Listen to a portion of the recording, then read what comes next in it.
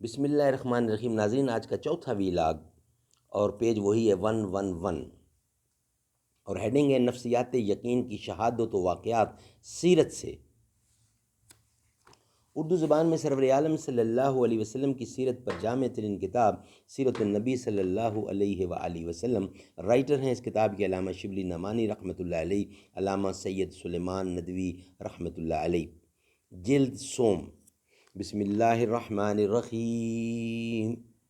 الحمد للہ رب العالمین والصلاة والسلام علی سید المرسلین وعلی آلہ واصحابہ اجمعین۔ Vlog number 4۔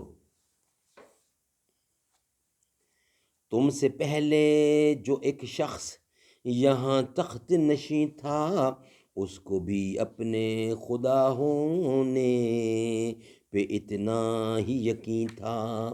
زندگی کہتے ہیں جس کو 4 دن کی بات ہے، بس ہمیشہ رہنے والی ایک خدا کی ذات ہے۔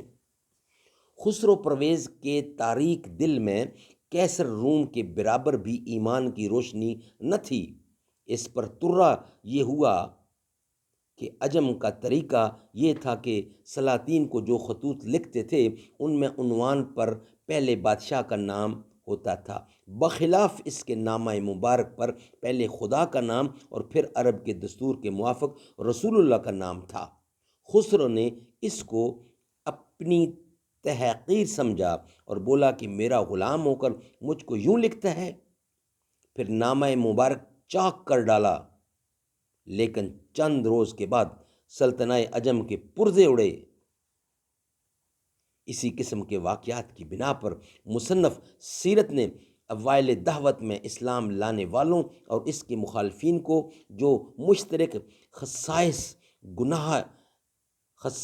گناہ ہیں، ان سے بھی تمام تر یقین کہ انہی اصول و اسباب کی تائید ہوتی ہے جو اوپر بیان ہوئے ہیں۔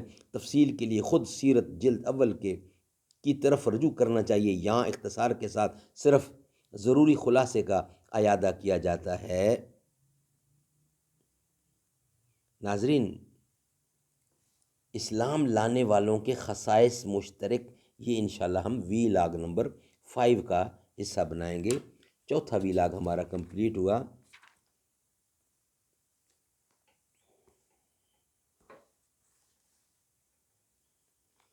شکر ہے تیرا خدایا، میں تو اس قابل نہ تھا، تو نے اپنے گھر بلایا، میں تو اس قابل نہ تھا، اپنا دیوانہ بنایا، میں تو اس قابل نہ تھا، گرد کعبہ کے پھرایا، میں تو اس قابل نہ تھا، شکر ہے تیرا خدایا، میں تو اس قابل نہ تھا، مدتوں کی پیاس کو سیراب تو نے کر دیا، جام زمزم کا پلایا، میں تو اس قابل نہ تھا، ڈال دی ٹھنڈک میرے سینے میں تو نے ساقیا، اپنے سینے سے لگایا،